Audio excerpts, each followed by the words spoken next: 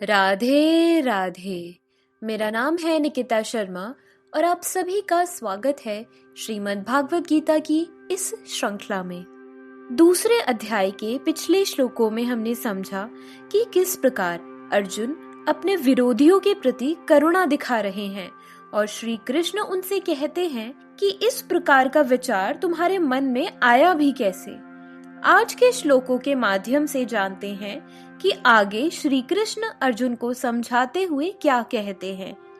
श्री कृष्ण दूसरे अध्याय के तीसरे श्लोक में कहते हैं कि क्लैब्यम मास्म गमः पार्थ नैत्व्यूप पद्यते शूद्रम हृदय दौर्बल्यम त्यक्वोत्तिष्ठ परंतप।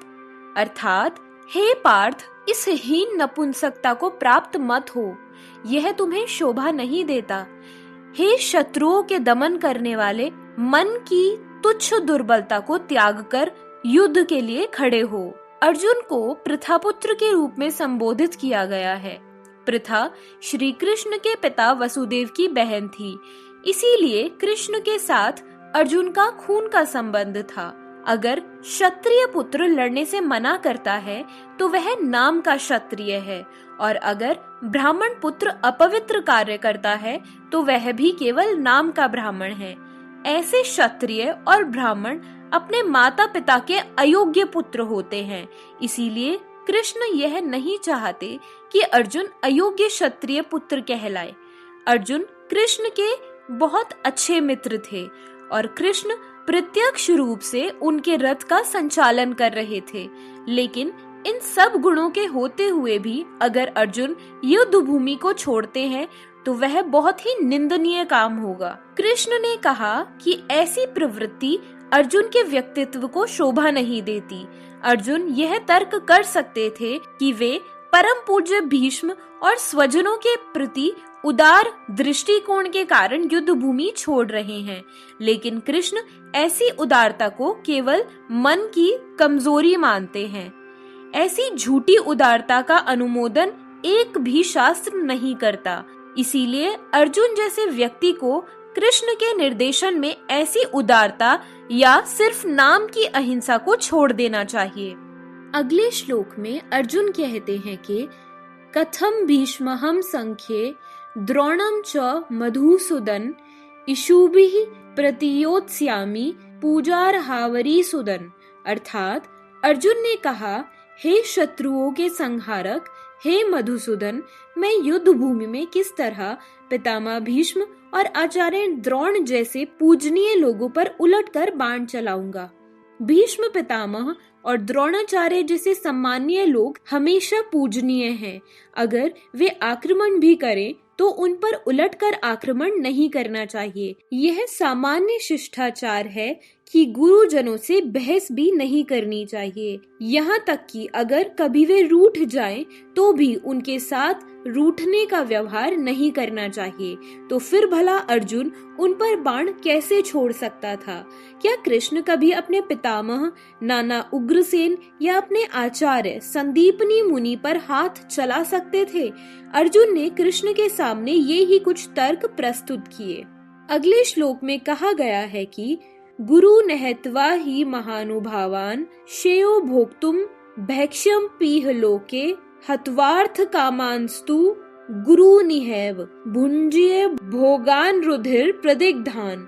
अर्थात ऐसे महापुरुषों को जो मेरे गुरु हैं, उन्हें मार कर जीने के बजाय इस संसार में भीख मांगकर खाना अच्छा है। भले ही वे सांसारिक लाभ के इच्छुक हों, लेकिन है तो गुरुजन ही। अगर उनका वध होता है तो हमारे द्वारा भोग्य प्रत्येक वस्तु उनके खून से सनी होगी।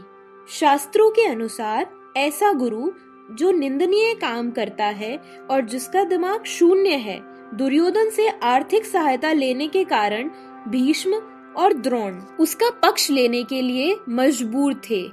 इसीलिए केवल आर्थिक लाभ से ऐसा करना उनके लिए उचित नहीं था।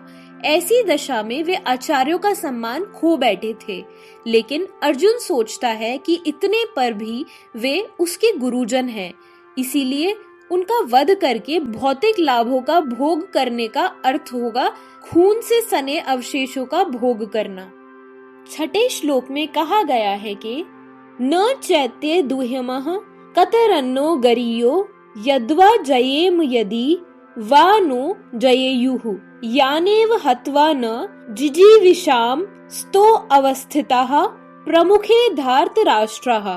अर्थात हम यह भी नहीं जानते कि हमारे लिए क्या अच्छा है, उनको जीतना या उनके द्वारा जीते जाना। अगर हम धृतराष्ट्र के पुत्रों का वध कर देते हैं तो हमें जिंदा रहने की आवश्यकता नहीं है, फिर भी वे युद्ध भूमि में हमारे सामने खड़े हैं। अर्जुन की समझ में यह नहीं आ रहा था कि वह क्या करे, युद्ध करे या अनावश्यक खून खराबे का कारण बने। क्षत्रिय होने के नाते युद्ध करना उनका धर्म है, या फिर वे युद्ध से पीछे हटकर भीख मांगकर जीवन यापन करें। अगर वे शत्रु को नहीं जीतते तो जीने का एक ही रास्ता बचता है, वह है भीख मांगना। फिर जीत भी तो निश्चित नहीं है, क्योंकि किसी भी पक्ष की जीत हो सकती है। अगर उनकी विजय हो भी जाए क्योंकि उनका पक्ष न्याय पर है, तो भी अगर धृतराष्ट्र के पुत्र मरते हैं तो उनके बिना रह पाना बहुत कठिन हो जाएगा। उस वक्त यह उनकी दूसरी प्रकार की हार होगी। अर्जुन के ये विचार सिद्ध करते हैं कि वे न केवल भगवान के महान भक्त थे, बल्कि वे बहुत बुद्धिमान और अपने मन तथा इंद्रियों पर पूरा नियंत्रण रखने वाले थे। राज परिवार में जन्म लेकर भी भीख द्वारा जीवन यापन करने की उनकी इच्छा विरक्ति का दूसरा लक्षण है।